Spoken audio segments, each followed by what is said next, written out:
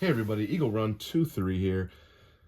I have been sitting here trying to figure out what happened today at the range. Um, First of all, I spent probably $200 in ammo, so hop down and give me a like, or tell me how much of an idiot I am for fooling with a Wildcat 8.6 Blackout. So anyway, let's take a look at the results, and I've got several things to share with you, but in this video in particular, we are going to be talking about just two things. One, the Gorilla 210 Barnes, which is that TSX bullet that we like, and the other thing is the brass that we made, some Starline, and we shot some 205 hammers, and we also shot some 210 Barnes as well. So we did a little comparison between the two, and that's what we're going to focus on in this video.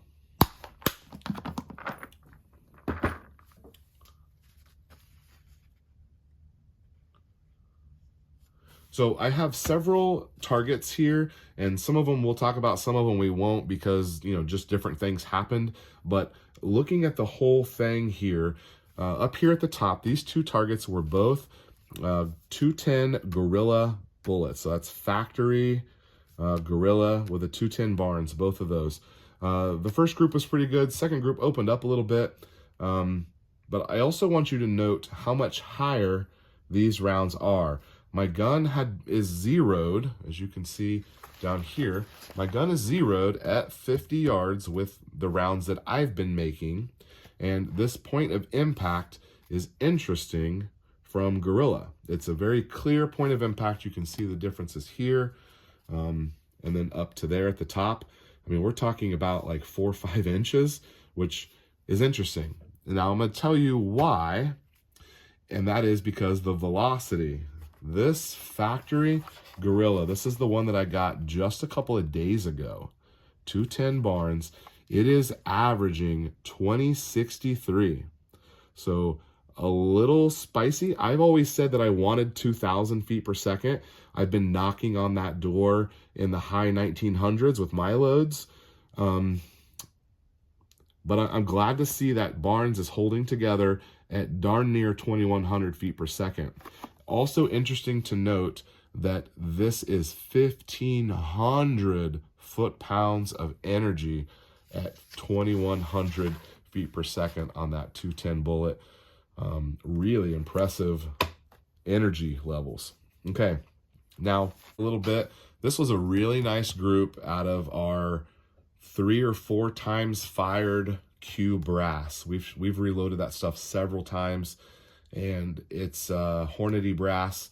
Looks like it's pretty good shape. I don't have any pressure signs anywhere, so we could still step on our velocities a little bit, but we wanted to do some accuracy testing and then get some velocity data because we finally have cases that are not malfunctioning. I've been going to the range with this gun for months now, 6 months, and sometimes I have good days and sometimes I have bad days. And today was a really good day. Everything functioned flawlessly. We finally have our brass dialed in. You got to get those case walls down to 0.11. If you got to turn necks. There's just no way around it. Until we can buy brass, you're gonna have to turn the necks down. I fought it. I lost. I'm turning necks now. Okay, so let's go down here to the Starline. So this was 6.5 Creedmoor Starline that we chopped, turned, punched out to 338, and really good groups. I got 2 touching here.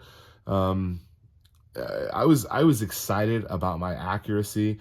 I was also glad that I beat Gorilla. Sorry guys, I beat Gorilla. Now Gorilla does have a really good group over here. That's a 5-shot. Oh, you guys can't see it. Yeah, you can. That's a 5-shot group right there from Gorilla. I had another couple of 3-shot groups. They were in between these for the most part. This was the best one, was over here for a 5-shot group. And I did that for velocity. That's where I got my velocity, was on that 5-shot group. So good to see Gorilla pushing the velocity. I'm going to keep pushing my velocity, and we're really excited about our accuracy. And between my two, I was shooting a 205 hammer bullet, which I'm officially out of. I've shot a box of 100. I'm officially out of those. with the 205 hammers, we're at 1962 on the average. So 1962 feet per second. On the Barnes, I'm at 1926 average. Just a hair slower with that 5 grains. And those were the same powder loads on both of those. So same powder loads. You can see the difference in those two right there. Good to see our buddy Nate, who has made some brass for us. His brass works every single time. I have not had any trouble with his brass. It's been my Starline brass that I've had trouble with. Nate figured out how to make brass before we did, and he helped me get through all that. But his stuff had good groups. I had a 0.7 and a 0.6 group with Nate's S&B chopped up brass. So these were also done for accuracy, but I was trying also to do velocity. So this is actually a 5. I know it's hard to see in there, but that's actually a 5-shot group. And that is the Q brass with a 205 hammer. I was ready to jump up and down. Like I gave a little whoop, and I had the guy next to me at the range look over at me, and that was super exciting.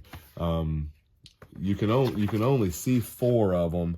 The 5th one just is in the middle there because they're all touching, which is awesome. Super excited about that. I don't think we're chasing supreme accuracy with this caliber, but that 205 hammer punched out a really impressive group. I'll go ahead and get you a measurement on that. So I'm showing 0.48. So remember, the size of the bullet is 0.338. So just the size of the bullet right there, guys, is right in there. So anyway, really happy with that. So we've got our velocity data down. We've got no primer signs. We're going to step on our loads a little bit with this accurate 1680. We're going to step on it a little bit, maybe try to hang out around 2000. It looks like our Barnes bullets can handle it.